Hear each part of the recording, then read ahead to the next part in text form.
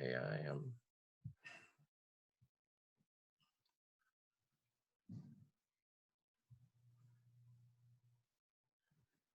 Should be recording. Okay.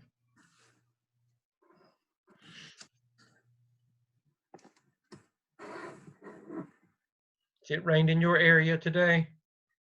Oh yes, it's rained quite a bit. Yeah, it's been overcast and it's just started raining. Within the last hour, it started raining a little bit here. Been overcast all day though. Okay. Well, people are coming online now. We're going to go ahead and get started because we have a lot to cover tonight. Welcome to our Tuesday night class, and wow, what the last week has been for all of us. Just want you to know that Dr. Revis and I and Dr. Lamb, all of us at Gardner Webb, we understand and know right where you are, and as we said last week, we're going to work with you, through this. But the fact is, just like you've got in your schools, you've got things that you're required to do. With this program, we've got things to do. So if you get a notice from Dr. Revis or me or whatever, a prompt that this has, we haven't gotten this or whatever, it's simply because we know what it's going to take to finish the next 5 weeks, and we don't want one thing to overshadow the other to the point that you get behind, that you can't get caught up, and so we're going to push you, and it's not because we're not aware of what you're dealing with. We do understand that, but on the same token, we've got to make sure that we're taking care of our end of things, and that that you're going to be able to finish successfully, and you will if you listen and you work with us. Just a reminder, all of you should have gotten the the information to join tomorrow night.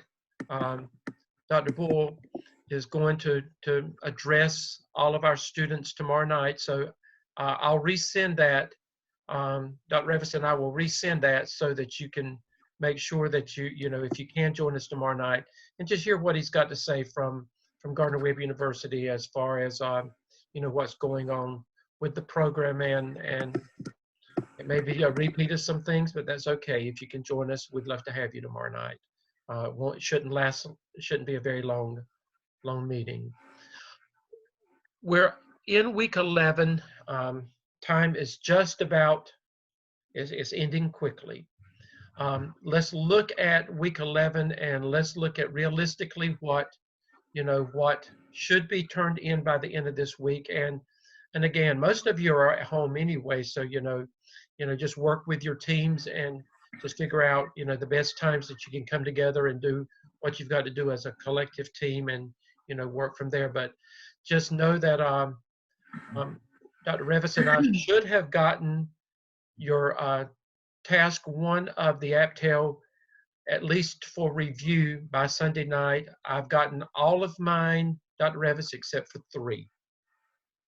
And I've gotten all of mine. Okay, there's 3 that's out there. You know who you are. I need your work as soon as possible. And the reason I say that, in the midst of everything that you're doing, if you don't, you can't go to task 2. You can't do task 2 without having completed task 1. And if you get 2 weeks behind, it's hard to catch up, especially, we're in the short rows right now. So, you need to get that to me so that I can move forward. I've given feedback on everything. Dr. Revis, I think you probably would have at this point. So you know what you've got to do. And if there's something that you don't understand, you need to reach out to us. Again, if you are in Dr. Revis's class and assigned to her, and you need another set of eyes, I am that other set of eyes that you need to be sending work to review. And then if you are in my 2 classes, Dr. Revis is that other set of eyes that can assist you in addition to the comments that I'm making. So please take advantage of that. There's nothing wrong with that. That's what we're there for. So, take advantage of that. At the end of this week, This is what you should have completed and submitted by Sunday night at 9 o'clock. The Appdale Task 1 Zoom conference link is due to the assignment Dropbox, and that's where you come together and you basically, as a team, it says task 1. We're just saying that you do it after you have completed task 1, but it's okay to talk about anything that you need to talk about as you're looking at the Apptail and further development. One person may know something that you haven't thought about. So as you're having that dialogue, the light bulb may come on about something that will help you. So please make sure that you fully address the Apptail. And after we go over what we're going to go over tonight, everything will have been covered. So you will have an understanding of what's expected for the entire Apptail after tonight. And again, you know where to go and submit that link, and everybody the Zoom master will record it, send the link back, and all of you will send the same link for grade to Blackboard. Your task 1 revisions that we commented on Sunday night, that should be completed and submitted to Dr. Revis and me for final grade by this Sunday. You don't have to wait until Sunday, and many of you have already cleared that. I've already gotten Dr. Revis' grade work in, and their work was good with in the review stage, so there was no reason for them not to be able to do that and move on. However, you have to complete the peer review process. I would encourage you to wait, because sometimes with the peer reviews, so your peers can suggest something that maybe you haven't seen that could enhance your work or whatever. And I may have missed something, or Dr. Revis may have missed something, in all that we look at. So that is due by this week. And then in the same time, you're working on task 2 of the Apptail. Now, remember last week, and we're going to go back over that again tonight, but remember last week we said that you're going to have to do business in a little different way than what is outlined in the template and the expectations for the Apptail Task 2, and we understand that. Remember we said that if you have a question about something, is this permissible for me to do? Please ask Dr. Revis and me. For the most part, we're hardly going to say no to something. It would just have to be off the wall for us to say, no, you can't do that. But let us know if there's something that I'd rather you talk to us about it than to submit something and then have to go back and redo a lot of work that you could have prevented yourself from having to do if you'll talk to us ahead of time. So we need to see the, by Sunday night, we need to see where you are with the Apptail task 2. Let's look at next week as well. I want you to go ahead and see what the next 2 weeks look like as we are. Give me a second to figure out. Okay, there we are.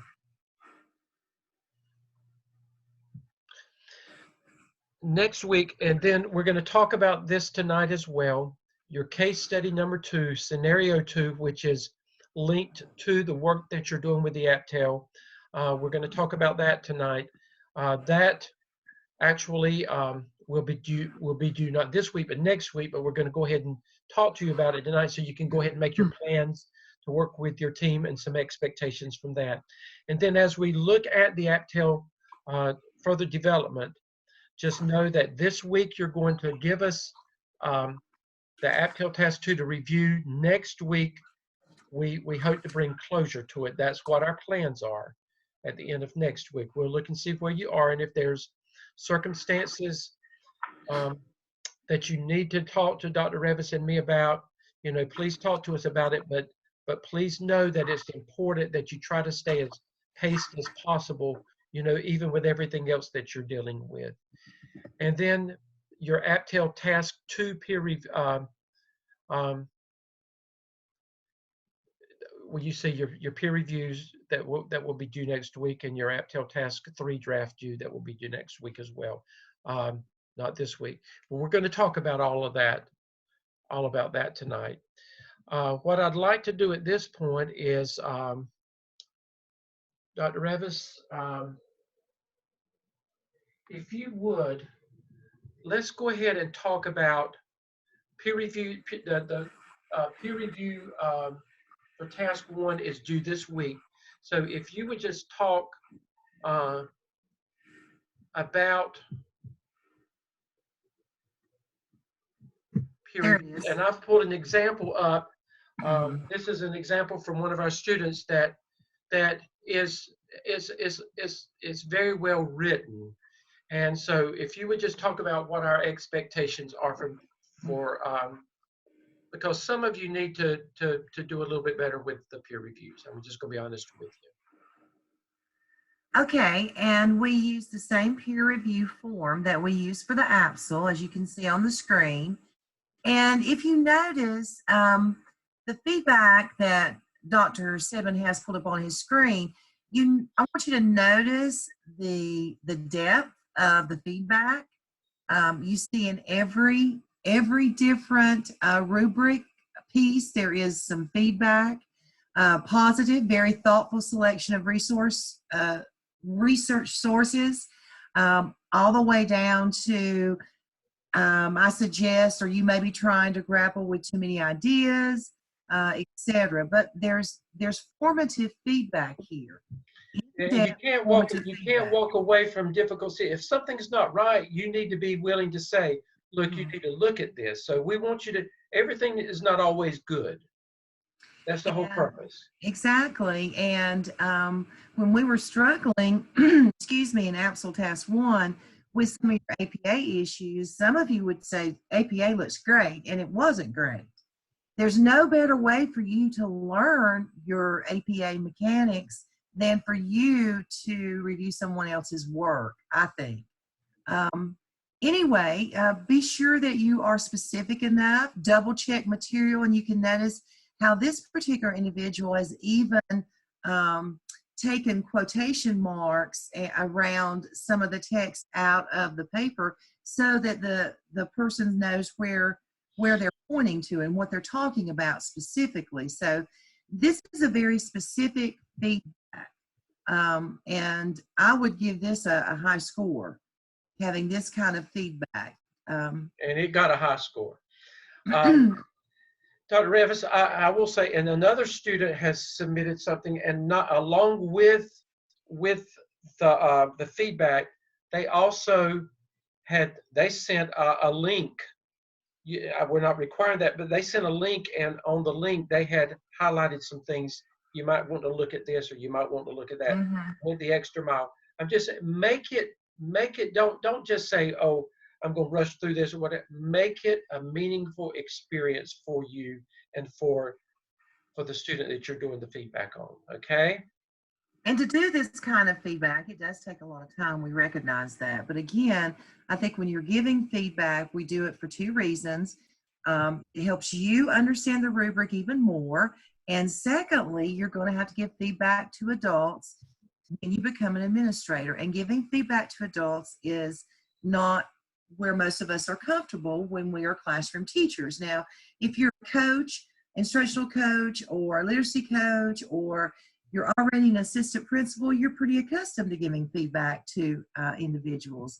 It's all about how we phrase things, and you may want to consider such and such, or I would suggest you look back at such and such. You know, it's how we approach adults that makes the difference in how they take their feedback. And you may have noticed now, in some of the feedback that I give sometime, I'll actually say, you know, if there's an in-text reference problem, I'll highlight one and I'll say, for example, so that you'll know what I'm looking at. You know, those are kinds of things that you can do. I'm not going to go in, Dr. Revis, we're not going to go in as much detail as what you should be going in detail with what you're doing, because the learning experience is for you, not for Dr. Revis and me. So, And so, go yeah, ahead. and I do the same thing, Dr. Stedman, or I may say, give you one example and say, I see this multiple times throughout your narrative. Then you have to go yourself and find those multiple times to make those corrections. I do the same thing.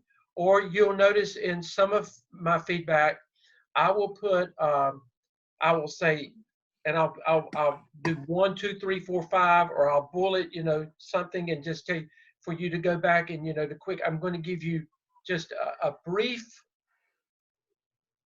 what I see needs correcting, but your job is to go back in and to figure out how it needs to be corrected. That is the learning curve and the learning experience for you. So, And lastly, don't forget that you drop this in the AppTel completed peer review Dropbox, and there are 2 places that you have to go there to drop one each in each of those drop boxes. okay. And Dr. Revis, we won't beat this horse anymore. He's already dead. Let's just say, for instance, and I'm going to use this for example. Let's just say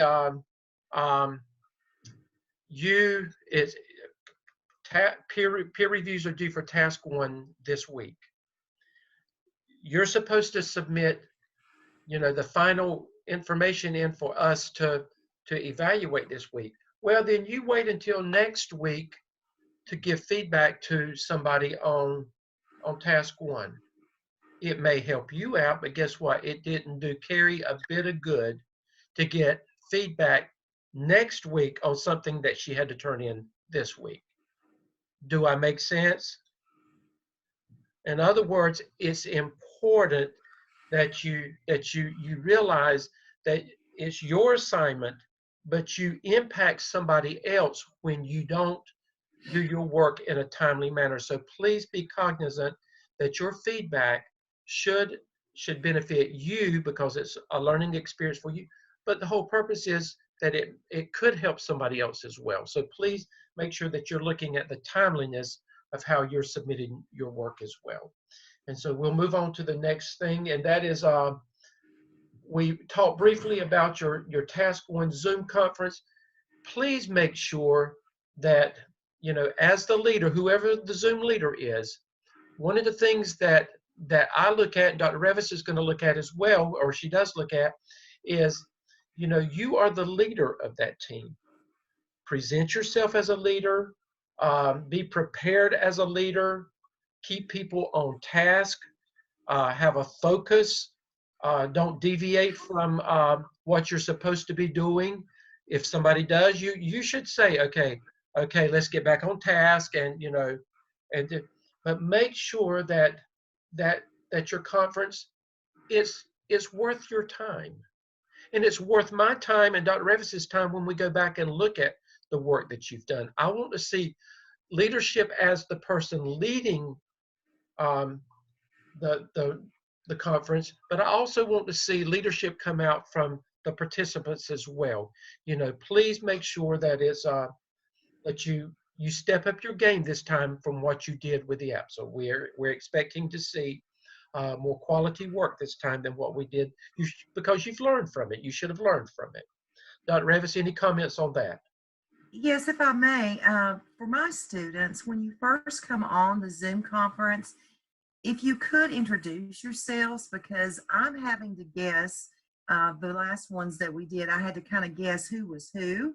So if you could just say, hi, I'm Carrie Brewer, and I'm the Zoom master, and then I'm Katie Caulfield, I'm da-da-da. Just introduce yourselves very quickly so I can put a name to a face. Yeah, I thank you for that. I was going to say the same thing, but forgot it. So that is good. Good, thank you for that. And then let's look at, let's scroll down. Okay, pretty much we're not going to go back over task 1 tonight. We've done task 1. You know what you've got to do. Remembering that task 1, the only thing I am going to say is that you're doing a literature review in these 5 areas, and that's where you introduce your the two instruments that you're going to be using in task 2, and that is your survey, and that is your walkthrough instrument, either one that's already at the school or one that you are creating based on validity and reliability and is research based. But I will say, I'm saying more than I said I was going to say. I will say this: make sure that whatever you do in prompt 2, that it should look exactly like what you're going to use when you get to task 2. Don't just put words in there. I should see a formatted, framed document that you could put in my hand, and I could take and I could distribute it as a survey, or I could take it and I could walk into classrooms and I could actually use it. I should see the professional looking document in task 1 that you're going to use in task 2. And don't just put the documents there. Some of the feedback that we've had to give is that you introduce those documents with a short narrative at the beginning of prompt 2, and then each of the documents, there should be some type of narrative work with each of those documents that proves to us and will prove to your evaluator that these are valid and reliable documents. And remember, if you have figures or anything of that nature in the narrative work of your document, in the body of your work, you're automatically going to have an appendices. Okay? So your references and your appendices will come, because even though it's up there, and the reason we require that is that it's when you go back and you start pulling from, combining the APTEL into one document, you've got all of this already that you can go pull from, and it's easy to make it flow once you see that. So make sure that you put your appendices in every one of these documents if you're showing figures or any other charts or tables, whatever you've got in there. Just make sure that you provide us with that information. Which takes us to task 2. We went over this last week, but we want to look at it again tonight. Remember, in task 1, you're doing the literature review, what the research says in those 5 areas, and you're showing us the documents or that you're going to be using. When you get to task 2 is actually implementation of what you've done in task 1. In other words, those same 5 areas that you see right there, you see them. These are your same 5 topics in prompt 1. You researched it up there. Now this time, you're going to actually say, when it comes to building efficacy and empowerment among staff, remember what we said last week. The research said this in task 1, but when you get to task 2, this is actually what I'm finding at my school when it comes to building efficacy and empowerment among staff. This is actually this is what's happening at my school. And you're writing about what is actually happening at your school. How do you do this? First of all, it's based on your observations, your interviews with teachers, your interviews with administration, what you know. You work there, so this is what you know about your school and what you're learning about your school. This is how people feel. Okay? And then the second one, results-oriented professional development. Again, the research says this is what it should look like, but guess what? When it comes to my school, this is what's happening at my school when it comes to professional development. And you've got to be candid. You know, tell the truth about it. If it's good, then you can say everything's hunky-dory there. Everything looks good. But if it's not, and there's areas that need, this is the opportunity to say it. The same thing with the recruitment, placement, and mentoring of school staff, approaches for evaluation of school staff, and teacher leadership and decision making. All of these areas, at this point, some of it is going to be what you see and what you what you know about your school from your interviews with teachers. And again, you may have to call people on the phone. It's okay to do that. You know, you've got to work a little bit differently now. So talk to them. You can set up a Zoom with a group of teachers, and it can be a focus group, and have an interview with them, whatever you need to do. Dr. Revis, any comments on that part before we move on? And it's also looking at the data that you're collecting from your teaching survey and from your walkthrough observations that you are probably getting from your administrative team, walkthroughs that they have archived. You're going to look at that and you're going to analyze that data as well. Right. You're going to incorporate anything that you can incorporate in any of those areas as you're writing your narrative work. Anything that you can incorporate in there that's based on your school is okay. It's okay to talk to us about anything that as it relates to your school there, however you can get it. And then when you get to prompt number two is you're showing us. Okay, you're going to show us, and this can be in the form of it can be pie graphs. It can be any type of graphic information that you want to show us the results of what it looks like in your school. So you're going to be creative here, and you're going to graphically talk about it. Now, if you show us something, then you've got to also explain what we're looking at. So you're not going to just put a graphic information there, and we've got to try to figure it out. I should have, there should be narrative work with each of those, whatever you put there, that tells us, when I look at it, when Dr. Revis looks at it, when your evaluator looks at it, what we're actually looking at. And all of this should relate back to everything that you've talked about in prompt number one. Does that make sense? Dr. Stedman? Yes. Dr. Stedman, can I interject right Yes, here? you may. Yes, you may, my friend. I'm on a short time here. I'm having to work off my cell phone internet tonight. My truck knocked the power pole, and I've just got power back, and it wiped out my TV and internet. Wow. He got out of the truck right outside my condo. He just got out and walked away, just like just destroyed his truck. I can't believe he lived. He's got out and didn't even part his hair. I can't believe it. Anyway, I wanted to wait to this part and jump in about doing walkthroughs. I know we're not in school now to do walkthroughs, right. But your administration has walkthrough data. You may just have to get it. Right. Don't get stuck on, well, I couldn't do walkthroughs. You were just doing those to find out about how a walkthrough works anyway. You are always going to have to go to your administration and get their data from them in terms of walkthrough data.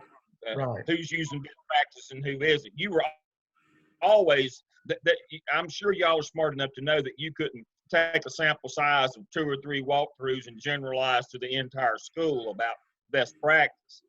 You are always going to have to get them to share their data with you on walkthroughs. So not being able to do a walkthrough does not in any way slow you down or change what you're doing in the APTEL. That was just you doing some walkthroughs to understand how the data was collected. That was not going to be your data ever. We weren't ever going to let you do 2 or 3 walkthroughs and use that as your data. Right. So just as a clarification. So other than that, you should be fine. Right. All right, I'm going to check out now, Dr. Stedman. Okay, Dr. Lamb, thank you so much. Just in a few minutes. They're replacing the pole out here. Okay, so thank you. Thank you. So, Dr. Revis, anything else you can think of? Again, remember what Dr. Revis talked about last week. She talked about the gap analysis and what was the other topic, Dr. Revis? The gap analysis and needs assessment. Needs assessment, yeah. Okay. The gap analysis, remember, the research says this. This is what you find. So now you are looking at this, and you're looking at, based on what research says should be happening and what is actually happening, you're going to determine the gap.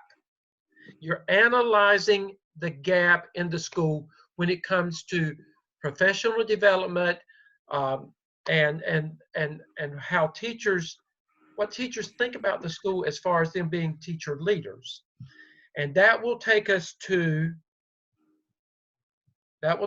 task 3. Okay, now this is where you are going to do task 3 based on the research, what the research says in task 1, what you actually found happening in your school in task 2. You're going to look at task 3 and you're going to do, basically you're doing a staff development improvement plan. This should be what staff development should look like for your school to make a difference for improving teacher leaders in your school. And the end result is, if teachers are improved in your school, it's going to improve student achievement in your school, which is the end result of all that we do. So what I want you to look at, there are 10 areas here. Begins with a vision for positive school environment.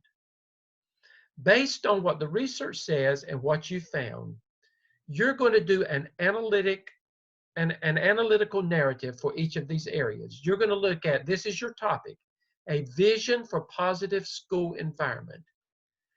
You and your team, as much as you can, use them. And I probably would do a Zoom session with them to get input from them. You're going to talk about, based on everything that you've done, what is the vision for improving the school environment, making a positive school environment at my school? What is the vision? What does it look like? And then documentation to support identified needs. Now you've found all these needs. Okay, you've got to have documentation that backs it up. Dr. Revis, you interject anytime you need to. You got to have documentation to back it up. Whatever you say here, you've got to back it up. That's what the documentation is. What's the proof? Then a list of strategic indicators of success. Okay, along the way, how are you going to know that you are accomplishing what you're setting out to accomplish? What are the indicators of, how are you going to know that you're getting from point A to point B, from point B to point C? How are you going to know that? Specific short-term and long-term goals and objectives. This is what you can do right now or over the next couple of months or whatever. Long-term, it may take a year to do that, but then you specifically, what are those goals and objectives that you're going to put in place to help make all of this happen up here? Activities to address identified goals, and what you're going to do. What are some of the things that you're going to do to improve to make a positive school environment? What are some of the things you're going to do to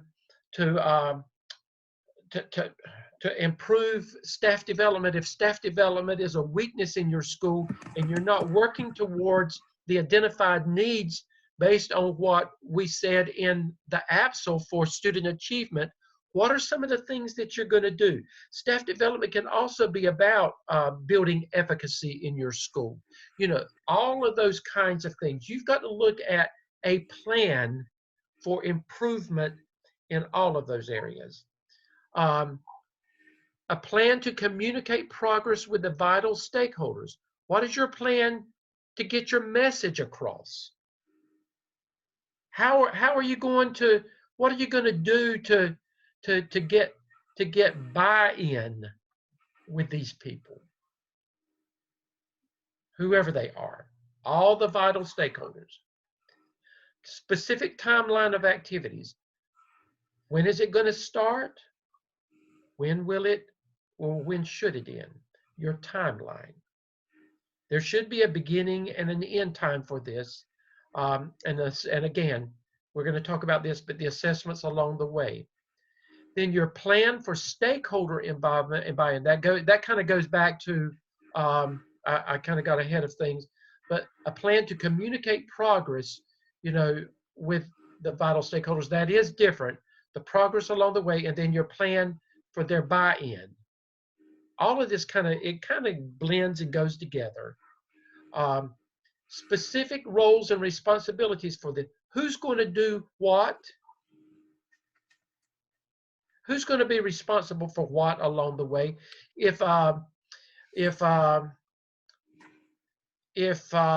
let's just say that you're the literacy coach for your school, then you probably do a lot of staff development, or you're responsible for implementing staff development. Then what role are you going to play in this?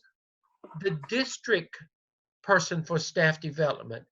How are you going to involve that district person in this? Anybody that can help make a difference that you're going to use in the plan. Who are they going to be, and what are they going to do? And then finally, formative and summative assessment criteria. Remember, we talked about formative, meaning that's dealing with grown people. For our purposes, that's dealing with grown people, adults. And again, how do you know that what people are supposed to be doing, that they're doing it, and they're doing it with fidelity? How do you know? What is your process in place for formatively assessing the adults along the way? And then summative, we know that that's the end result of at the end, how are you going to determine whether you were successful or not? The summative assessments. And then we know that in this sense that we're looking at teachers, but also we also need to remember that we should always keep in mind student achievement, looking at test results. And even though we're not going to have tests this year, look at test results or other forms of assessment, that's going to look at, again, it goes back. If we get our teachers feeling better about themselves, doing a better job in that classroom, being leaders in the school, then the end result should be that student achievement improves as well, because they're going to be doing much better in that classroom. Dr. Revis, I need to catch my breath. Anything you want to say? All right, I'm going to try to answer a few of the questions that we've had on the chat. Okay. First question, Dr. Stedman, let's look at this growth plan. What you're ultimately going to do is you're developing a growth plan to improve teacher empowerment and teacher leadership. All right, that's ultimately what you're going to do. And this is the same kind of growth plan that you used back in the APSL, but now we're looking at teacher leadership and teacher empowerment. So I had a question about documentation to support what needs, and those are your needs that you're looking at from your data. You can remember we're doing a gap analysis, so you're looking at in task 1 what should be happening. The research says if we're doing effective professional development, this is what it looks like in a school. And then from your data that you are collecting from the walkthrough data and your teacher survey and your discussions and conversations with other teachers, here is what is in my school, and what you're identifying are the gaps in these areas. So, Dr. Revis, with that documentation to support identified needs, okay, let's just say, for instance, each school's going to be different. Let's just say your school, for whatever reason, you had a big teacher turnover. So you've got a large number of initially licensed teachers, ILTs. Then there's going to be a lot of needs there because there's just a lot they don't know. that if you're at a school that has a low turnover rate, so teacher turnover rate could be one of the identified needs, and how are you going to address that? And of course, from your research in your APSL, how important it is for the recruitment, placement, and mentoring. And so what those programs should look like. Right. And you're comparing that to what is in your school, and then talking about how we look at that gap and how we fill that gap.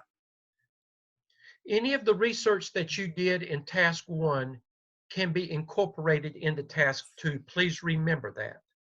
Go back and look up at those areas again, or task 1, and you talked about it in task 2. All of that should be incorporated into the work that you're doing in task 3. So there could be some repeat of some of the research that you were doing as you're talking about some of these things. It's okay to do that. But again, look at this. This is the example of what the growth plan should look like. And I would say, unless you come up with something different, I would not deviate from what Dr. Lamb has already put up there. I would keep it like it is, Dr. Revis, if I were you. I mean, it makes life easy. These areas should be in your plan, and then underneath that, you list as many areas as applicable, as you build it. If there's a need to add something, then you have the freedom to do that, but make sure that it at least covers these areas right here. And again, you're pulling everything from what you've already said up there. It's just that you're putting it in a a digested form right here. A Reader's Digest form. Some of you don't know what Reader's Digest is. That was during our time, Dr. Revis. Exactly. And finally, what you're going to do after you come up with your action plan is you are going to present this to your school admin team. Okay. One of the things that I wanted to point out is that when you get to your school admin team, you're not going to be in school. So guess what? You get to practice Zoom. You will actually set up a Zoom meeting with your administration. It could be your principal and whoever else they want to be there, and you will be able to present to them virtually. So you're really going to meet one of your technology goals, by doing that with your administration. But that is an opportunity to present virtually to them. Now, if you can meet with them, by the time you do that, then you determine that. But that is an option, is to be able to meet virtually with your administration. And again, that is task 3. It's a lot of work, but you will have done all the work in task 1 and task 2 to be able to do task 3. Am I right, Dr. Revis? You are correct. So you're not doing brand new stuff.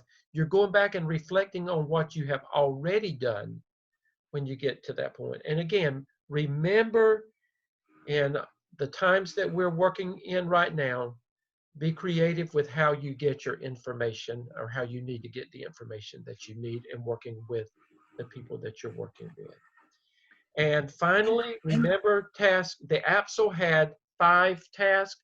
The APTEL only has 4 tasks. And Dr. Revis is going to talk about task 4. If I could just say one more thing about task 3. Sure. If I may. Remember, guys, I bet when you were going through your lit review this last week, and looking at all those different 5 things from your APSL, I guarantee you were thinking in your mind, well, we don't do that in our school. Oh, yeah, we do. We do a really good job with mentoring and supporting our novice teachers. So you probably have already done some of that analysis as you've gone through your lit review. So my point is, pick your 1 or 2 biggest areas of need that you want to deal with. Right. Don't do all 5 areas. Pick your 1 or 2 and just think, if you were a principal, if I could just pick 1, maybe 2 things to really delve into, and if we could get a mentoring program, a very effective mentoring program started in our school, because we have so many novice teachers, what would that look like? And then you talk about it. You talk about all those pieces that we talked about in task 3, or excuse me, task 4. Task 3, I'm sorry. We're on task 4 now. You have already addressed 12 of your competencies through the APSL. So you are left with 9 to address through your APTL. So Dr. Stedman, would it be too much work for you to go back out to our homepage and let's pull up that template that talks about where you can pull the Males Handbook and Competency Folio? I believe that's where it is, right under my grades, or that's how it is arranged on yours. Yeah, right there. And I know most, if not all of you, have already started loading some artifacts into your competency folio. So let's look at the one that talks about the second from the bottom, competency folio evidence proofs from the 6 artifacts.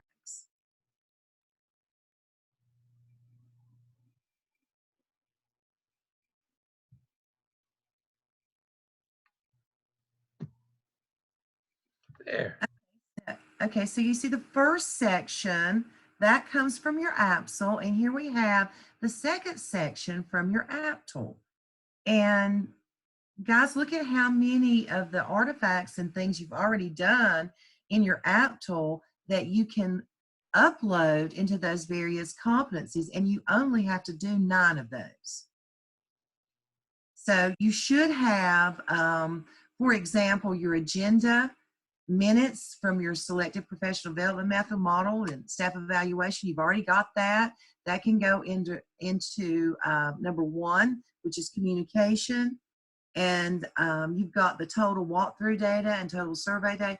You'll be fine with this. Don't recreate things. You already have those things completed by the time you get to the end of your APTL. Okay, and remember, you're doing an analysis in task 4, but that analysis can also be, if you've saved something, that becomes your artifact in your competency folio that goes into task stream. So work smart in a way to do that. Dr. Evis, I want to remind some of you, when you were doing the APSL, you may have, and there were a few of you that may have done 13 competencies. Don't think because you did 13 that you only have to do 8 with the APTL. You still have to do 8 for the APTL. I'm going to tell you why. Dr. Revis may know that, and I may know that, and we may say, okay, but when it comes to the evaluator won't know that, and they're going to look at how many competencies, Dr. Revis? They're going to look for 9 competencies. Yes. And if they don't see 9 competencies there, then you're going to be marked down because of that. So just make sure that that you put 9 competencies in there. Can you anything else? And we've given you everything that you need to complete the APTL. Now, what we'll do is we will go back and we will revisit these areas, the last 2 areas, next week.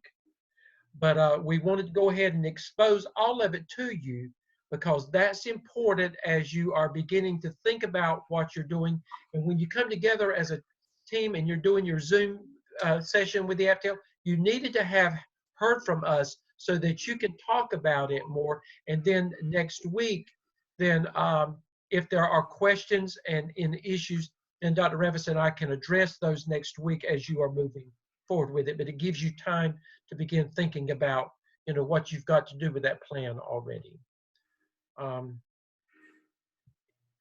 Anything else, Dr. Revis, you can think of as we? I just want to answer Kenneth's question because I didn't understand it before. Thanks, Kenneth, for clarifying that.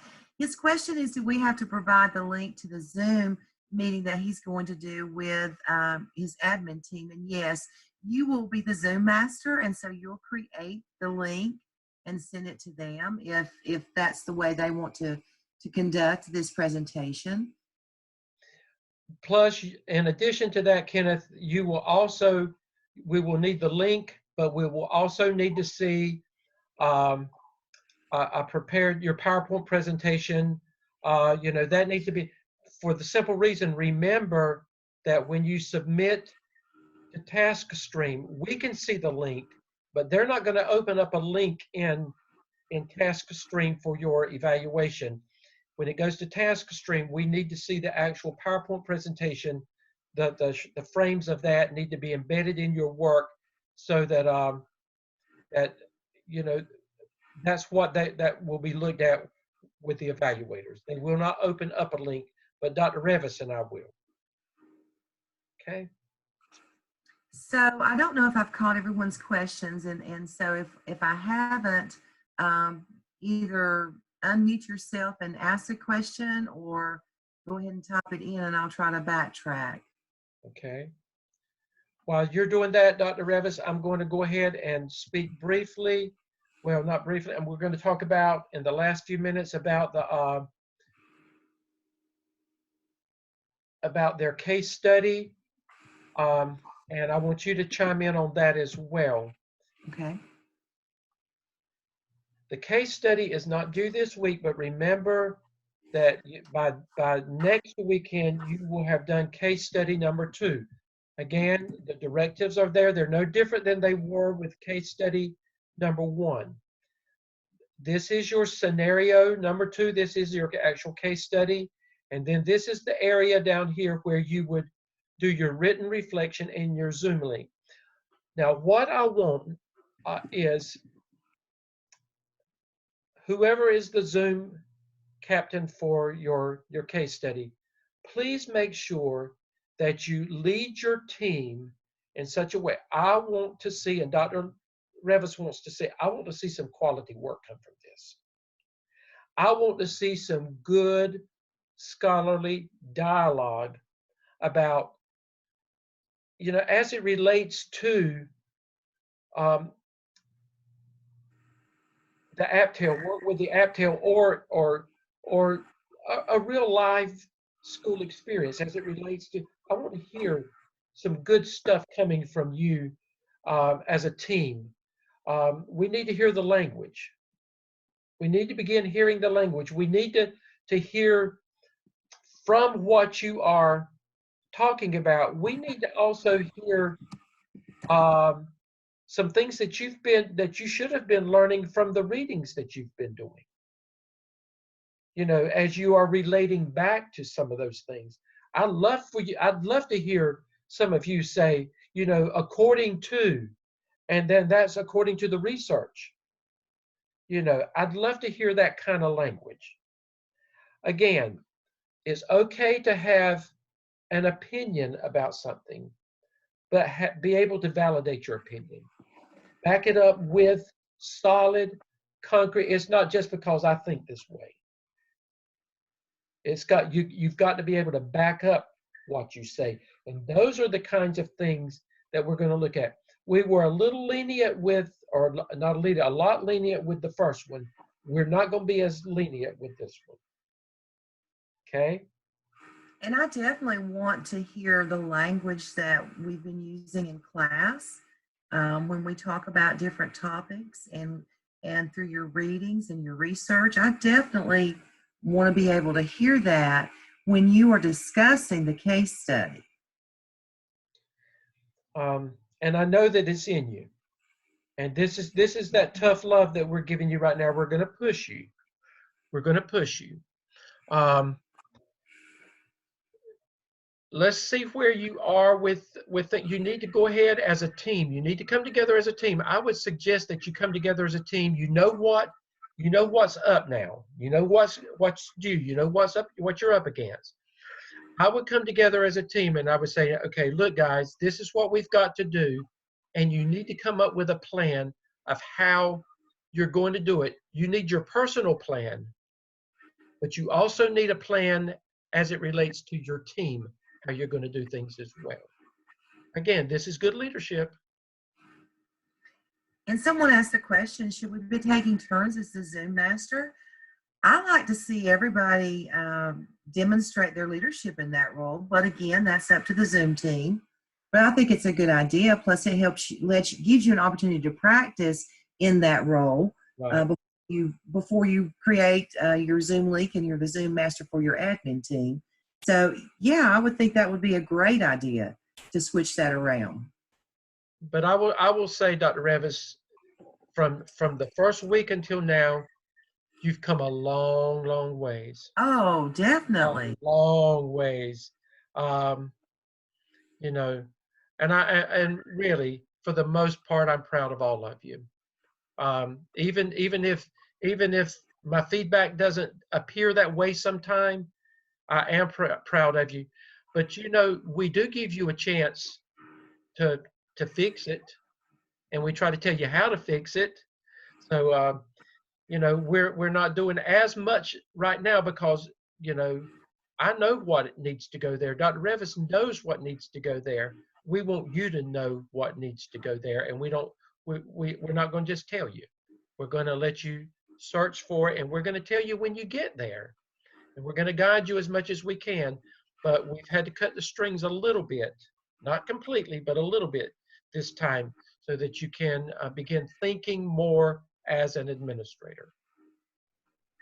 And as I was sharing with Dr. Stedman early on when we started teaching together, teaching 601 is hard. It may be one of the harder classes because you're just now setting the tone for the work in the program.